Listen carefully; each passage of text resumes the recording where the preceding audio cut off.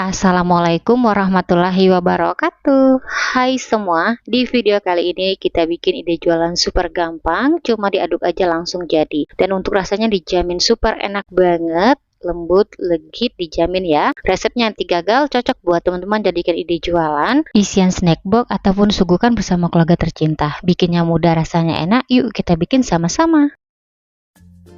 Untuk cara membuat, siapkan pan, masukkan 2 gelas atau 400 gram gula pasir untuk 1 gelasnya penuh seperti ini. Gelas kedua gula pasir penuh. Tambahkan 1 sendok teh garam halus.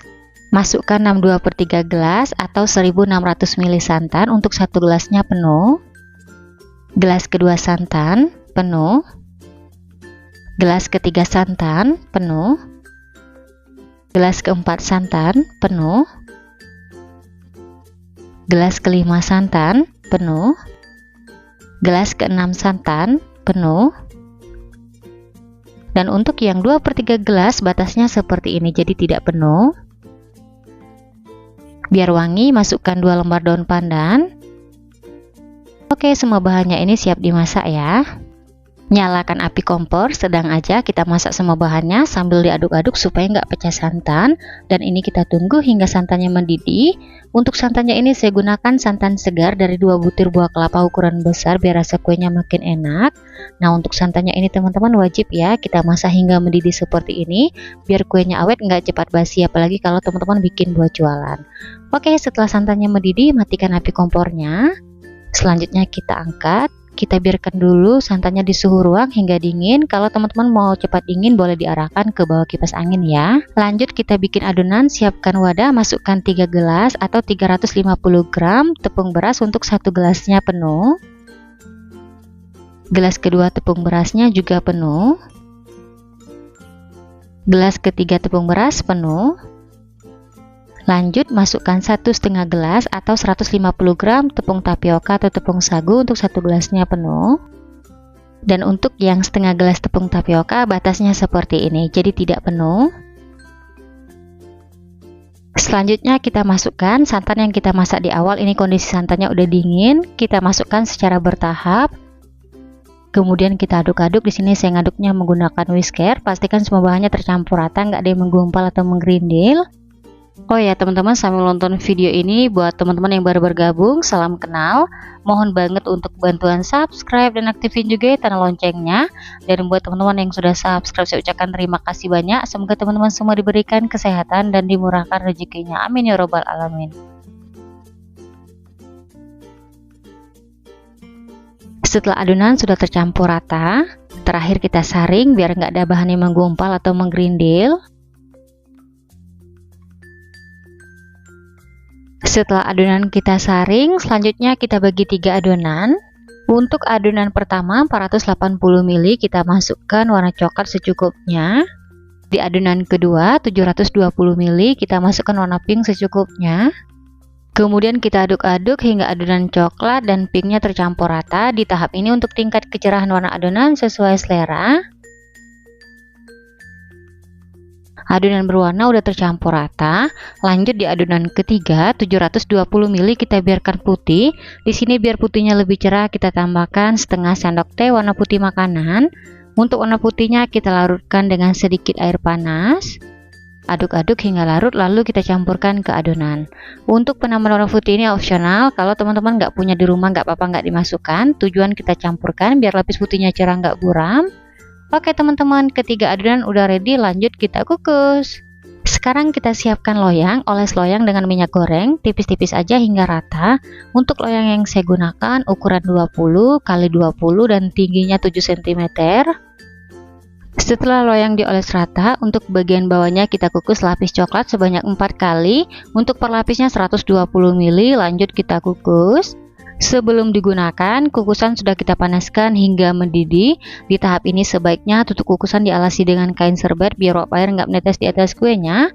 Kita kukus untuk tiap lapis adonan selama 5 menit atau pastikan lapisnya nyangser atau mengeras ya. Untuk apinya gunakan api sedang cenderung kecil, jangan terlalu besar biar matangnya merata dan permukaannya tidak bergelombang ya. Setelah 5 menit kita kukus, sekarang kita lihat atau kita cek dulu. Teman-teman bisa sentuh lapisannya menggunakan ujung sendok seperti ini. Kalau lapisannya udah set atau udah mengeras, nggak ada yang menempel, barulah kita masukkan lapis kedua coklat. Nah, ini berlaku untuk tiap adonan biar lapisannya nggak ambiar, jadi nanti hasilnya cantik ya. Kemudian lanjut kita kukus selama 5 menit. Setelah 15 menit kita kukus, lapis keduanya udah set atau udah mengeras. Sekarang kita masukkan lapis coklat yang ketiga. Untuk videonya saya contohkan 3 aja. Setelah ini masih ada sisa 1 kali lagi, kita kukus lapis coklatnya hingga selesai. Setelah lapis coklat selesai kita kukus semua, sekarang kita masukkan lapis putih. Untuk per lapisnya 120 ml, kemudian kita kukus selama 5 menit. Setelah 5 menit kita kukus, lapis putihnya udah set atau udah mengeras. Sekarang kita masukkan lapis pink. Untuk per lapisnya sama ya, 120 ml. Kemudian lanjut kita kukus selama 5 menit. Setelah 5 menit kita kukus, lapis pinknya udah set atau udah mengeras. Sekarang kita masukkan lagi lapis putih. Jadi di tahap selanjutnya kita kukus adonan secara bergantian, putih pink, kita kukus semua adonannya hingga selesai. Untuk per lapisnya sama, dari lapis awal hingga lapis terakhir 120 ml. Dan untuk tiap lapisnya kita kukus selama 5 menit. Kita kukus semua adonannya hingga selesai ya. Untuk video ngukus lapis pink dan putihnya saya contohkan beberapa aja. Saya rasa kalau teman-teman lihat hasil kue lapisnya pasti bisa. Kita kukus aja semua adonan hingga selesai ya. Setelah lapis demi lapis kita kukus, sekarang kita masukkan lapis terakhir, lapis pink ya. Untuk per lapisnya sama 120 ml. Dan untuk adonan lapis yang terakhir biar matangnya benar-benar merata, kita kukus selama 20 menit. Setelah 20 menit kita kukus, kue lapisnya udah matang. Selanjutnya kita angkat, kita keluarkan dari kukusan. Kemudian kita biarkan dulu kue lapisnya di suhu ruang hingga dingin. Setelah kue lapisnya sudah benar-benar dingin, sekarang kita keluarkan dari loyang. Bagian pinggirnya kita sisir menggunakan spatula tipis. Ini bertujuan biar kue lapisnya mudah dikeluarkan. Lanjut kita beri alas, kemudian loyangnya kita balik. Nah, gimana nih teman-teman, mudah kan? Bikin ide jualan yang satu ini dijamin resepnya anti gagal, cocok buat teman-teman jadikan ide jualan ataupun disuguhkan bersama keluarga tercinta. Setelah kue lapisnya kita keluarkan, untuk hasilnya seperti ini kelihatan. Hasilnya cantik banget, mulus ya. Langsung aja kita potong. Untuk pisaunya jangan lupa dilapisi dengan plastik biar nggak lengket. Untuk satu resep kue ini kita potong menjadi 3 bagian, tapi di sini saya potong 1 bagian dulu. Kemudian lanjut kita potong lagi kecil-kecil. Di tahap ini untuk besar kecil potongannya sesuai selera. Kalau teman-teman bikin buat jualan, setelah dipotong kecil seperti ini, kita kemas ke dalam plastik OPP. Untuk satu potong kuenya bisa dijual di harga 3 ribuan atau disesuaikan aja dengan bahan-bahan yang dipakai di rumah.